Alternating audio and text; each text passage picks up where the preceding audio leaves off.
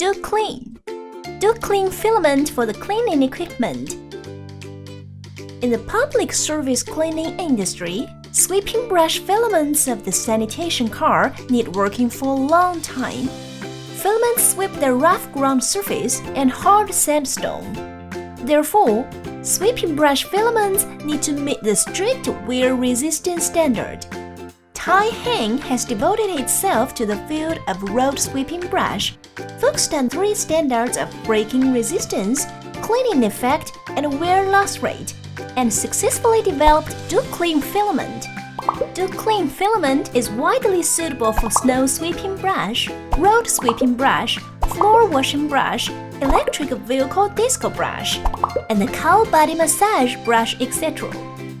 Doclean filament can be applied in the airport runway, asphalt road, residential community, snow field and hotel, etc. Doclean filament can keep outstanding working performances and appearance in a harsh chemical environment. Whether in the extreme high or low temperature environment, strong acid, bases, organic solvents, saline water, or other chemical environments, Doclean filament always maintains durability and strength. Besides, Doclean filament is applicable to the high-speed tufting machines imported from Italy and Germany, etc. Doclean filament with excellent impact resistance is not easy to break in the tuft process, which can reduce the production cost and improve the efficiency. Doclean filament has better bending recovery strength, which can recover quickly after the pressure and heavy load.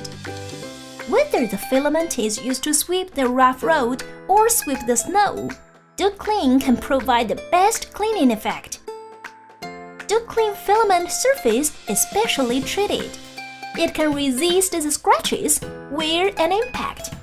Doclean filament has longer service life.